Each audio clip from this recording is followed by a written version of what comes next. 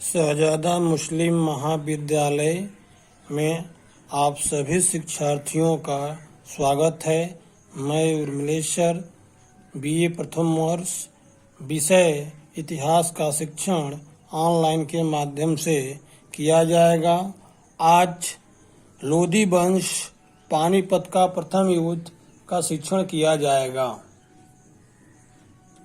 लोधी वंश का प्रथम शासक बहलोल लोधी था।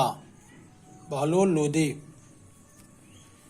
तुगलक वंश के पतन के पश्चात खिज्र खां ने एक नवीन वंश की स्थापना की, जिसको सैयद वंश कहा गया।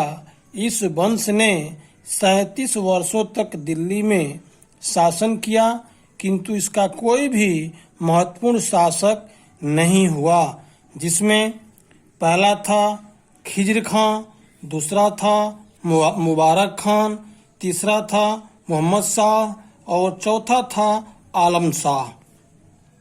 इनकी समाप्ति के बाद लोधी वंश की स्थापना होती है, जिसमें पहला शासक बहलोल लोधी था, जिसने 1451 ईस्वी से लेकर 1489 ईस्वी तक शासन किया।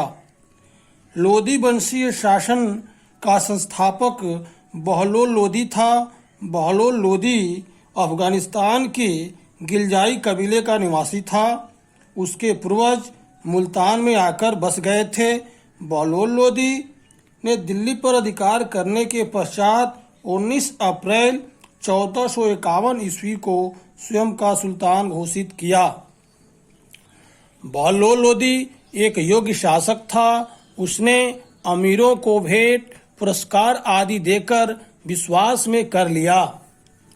केंद्र में अपनी सत्ता को संगठित करने के पश्चात उसने विद्रोही सामंतों का दमन करने का निश्चय किया। सर्वप्रथम उसने मेवात के सूबेदार अहमद खां मेवाती पर आक्रमण किया। अहमद खां ने आत्मसमर्पण कर दिया। सुल्तान ने उसके सूबे के 6 जिलों पर अधिकार कर लिया। इसके पश्चात उसने संभल के सूबेदार दरिया खां पर भी आक्रमण किया। दरिया खां ने भी भयभीत होकर आत्मसमर्पण कर दिया। उसके राज्य के भी 7 परगनों को बहलोल ने दिल्ली सल्तनत में मिला लिया। उसके पश्चात उसने कोइल के ईसा खां, संकीट के मुबारक खां तथा मैनपुरी के राजा प्रताप सिंह को परास्त कर अपना सामंत नियुक्त किया। इसके बाद बहलोल ने रेवाड़ी के सूबेदार कुतुब खां पर भी विजय प्राप्त की। अहमद यादगार के अनुसार उसने चित्तौड़ के राजा को भी परास्त किया था, किंतु वह अनुचित प्रतीत होता है। बहलोल की एक प्रमुख सफलता जौनपुर के राजा हुसैन पर विजय प्राप्त करना था। बहलोल ने उसके राज्य पर अधिकार कर लिया। इस विजय से बहलोल की प्रतिष्ठा में बहुत वृद्धि हुई। उसका अंतिम अभियान ग्वालियर पर आक्रमण था। ग्वालियर का राजा परास्त हुआ एवं बहलोल को उससे अपार संपत्ति प्राप्त हुई। ग्वालियर से लौटते समय उसकी तबीयत बिगड़ गई और तबीयत बिगड़ने के साथ उसकी मृत्यु हो गई। बहलोल एक योग्य शासक, राजनीतिज्ञ एवं पराक्रमी शासक था। वह यथार्थवादी था तथा अवसर के अनुसार नीति निर्धारण करता था। उसकी प्रशंसा करते हुए डॉक्टर आशीर्वादी लाल श्रीवास्तव ने लिखा है कि बहलोल एक वीर तथा निर्भीक योद्धा और सफल सेना नायक था। उसमें सामान्य बुद्धि तथा यथार्थवादिता और बुद्धिमत्ता पर्याप्त मात्रा में थी। इसलिए उसने अपने समय को संभावनाओं को भली भांति समझा और अपनी योग्यता तथा साधनों के अनुसार कार्य करने का संकल्प लिया। इसके बाद लोधी वंश का शासक सिकंदर लोधी होता है। सिकंदर लोधी 1489 ईस्वी से लेकर 1517 ईस्वी तक दिल्ली सल्तनत पर शासन किया। बहलोल लोदी की मृत्यु के पश्चात दिल्ली सल्तनत के उत्तराधिकार पर अमीरों में विवाद था। कुछ अमीर बहलोल के छोटे पुत्र निजाम खां को सुल्तान बनाना चाहते थे, किंतु अन्य उसका विरोध कर रहे थे क्योंकि उसकी मां एक सुनारिन थी। निजाम खां के विरोधी अमीर बहलोल के बड़े पुत्र बारबक शाह को सुल्तान बनाना चाहते थे, जो उस समय जौनपुर का सूबेदार था। अंत में निजाम खां को सफलता मिली तथा वह 17 जुलाई 1489 ईस्वी को सिकंदर शाह के नाम से सुल्तान बना। सिकंदर लोदी एक योग्य व्यक्ति था। सुल्तान बनने के पश्चात विरासत में प्राप्त विशाल साम्राज्य को संगठित एवं शक्तिशाली बनाने का प्रयास किया। जिस समय सिकंदर राज सिंहासन पर आसीन हुआ, अनेक समस्याएं चारों ओर मंडरा रही थी। वह अपने भाई बारबाक शाह व उसके सहयोगी अमीरों के विरोध के उपरांत सुल्तान बना था, अतः उसका दमन करना आवश्यक था। बारबाक शाह, जो जौनपुर का सूबेदार था, दिल्ली पर अधिकार करने के लिए अपनी शक्ति निरंतर बढ़ा रहा था। इसके अतिरिक्त अनेक अन्य राज्य भी अपनी स्वतंत्रता की घोषणा करने का प्रयत्न कर रहे थे। उन्हें ऐसा करने से रोकना भी सिकंदर के लिए आवश्यक था। सिकंदर एक सुनारिन का पुत्र था। उसे अपनी योग्यता द्वारा यह प्रमाणित करना था कि वह किसी अफगान शासक से कम योग्य नहीं था। इन समस्त समस्याओं का समाधान करने के साथ साथ सबसे प्रमुख समस्या रिक्त राजकोष की थी। सिकंदर ने सभी समस्याओं का समाधान अत्यंत कुशलता से किया। वह स्वयं को एक योग्य शासक प्रमाणित किया। सिकंदर लोदी ने जितने उसके विद्रोही थे उसको दमन करने की कोशिश की। विद्रोहियों का दमन। राज्य में शांति व्यवस्था बनाए रखने के लिए विद्रोहियों व विद्रोहों का दमन करना आवश्यक था। सर्वप्रथम उसने अपने चाचा आलम खां, जो रापड़ी व चंदावर का सूबेदार था तथा सुल्तान बनने का स्वप्न देख रहा था, उस पर आक्रमण किया। आलम खां भागने पर विवश हुआ।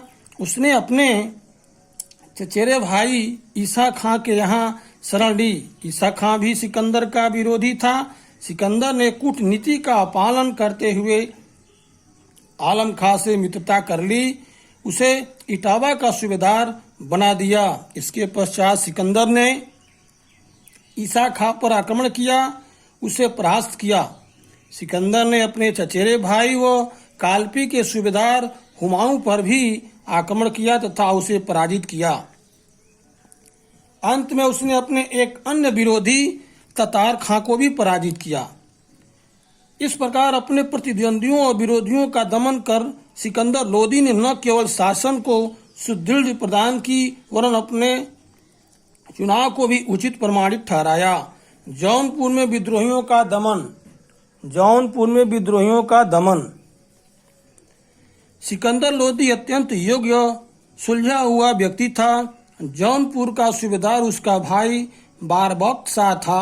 सुल्तान बनने के पश्चात सिकंदर उससे मित्रतापूर्ण संबंध रखना चाहता था। उसने अपना दूत भेजकर उसे कहलवाया कि वह दिखाने के लिए दिल्ली की अधीनता स्वीकार कर ले और स्वतंत्रता पूर्वक शासन करे, किंतु बारबाक शाह ने उसके इस प्रस्ताव को स्वीकार करने से इनकार कर दिया।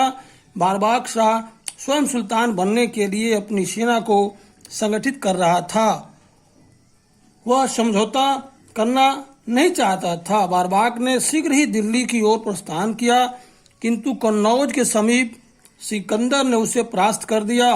सिकंदर ने उदारता प्रदर्शित करते हुए बारबाक को पुनः जौनपुर राज्य का सूबेदार नियुक्त कर दिया। साथ ही बारबाक पर नजर रखने के लिए अनेक गुप्तचर भी उसके राज्य में नियुक्त किए गए। बाद में जौनपुर के कुछ अमीरों ने हुसैन शाह के नेतृत्व में विद्रोह किया, जिसे बारबाग शाह न दबा सका, भागने पर विवश हुआ। सिकंदर लोदी को जब यह सूचना मिली तो उसने इस विद्रोह का दमन किया तथा बारबाग को पुनः सूबेदार बनाया, किंतु कुछ समय पश्चात जौनपुर में हिंदू सरदारों ने विद्रोह कर दिया। बारबाग शाह पुनः भाग गया। सिकंदर ने इस विद्रोह का दमन किया। वह बारबाग की अयोग्यता से खिन्न होकर उसे बंदी बना लिया। अमीरों पर कठोरता। सिकंदर लोदी अनुशासनहीन अफगान अमीरों को अनुशासनहीनता बनाना चाहता था। उसने इस कार्य में गुप्तचरों की सहायता ली। उसने अमीरों के घरों व कार्यालयों में गुप्तचरों का जाल बिछा दिया, जिससे उसे प्रत्येक अमीर की एक एक गतिविधियां पता चलती रहे। गुप्तचर व्यवस्था का उच्च क्षमता के कारण लोग उसमें दैवी प्रतिभा का होना समझते थे। संपूर्ण जानकारी प्राप्त करने के पश्चात उसने कठोर नीति अपनाई। उसने सूबेदारों तथा अन्य संदेही अमीरों के हिसाब की जांच करवाई व दोषी पाए गए को कठोर दंड दिया। यहाँ तक कि सिकंदर के मुख्य अमीर मुबारक खां को भी दंडित किया गया, क्योंकि उसने गमन किया था। सिकंदर ने अमीरों के सुल्तान के प्रति व्यवहार को भी सुधारा एवं उन्हें सुल्तान का सम्मान करने पर विवश किया। अमीरों के प्रति कठोर नीति अपनाने के कारण सुल्तान के विरुद्ध उन्होंने षड्यंत्र करने का प्रयास किया, किंतु गुप्तचरों के कारण सुल्तान की इसकी सूचना मिल गई और षड्यंत्रकारियों को कठोर दंड दिए गए। इस प्रकार अमीरों पर उसका पूर्ण नियंत्रण हो गया। अमीरों की अपने प्रति निष्ठा बढ़ाने के लिए उसने उन्हें अनेक उपाधियां भी दी, जिनके प्रमुख खाने जहां और खान खाना था। धार्मिक नीति।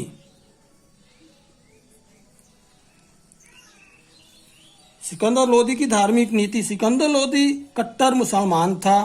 उसने अलाउद्दीन व फिरोज तुगलक के समान हिंदुओं के प्रति कठोर नीति अपनाई। बोधन नामक एक हिंदू व्यक्ति को उसने सिर्फ यह कहने पर मृत्युदंड की सजा दे दी कि हिंदू धर्म इस्लाम के समान ही सच्चा है। उसने अनेक मंदिरों को तोड़ डाला एवं मस्जिदों का निर्माण कराया।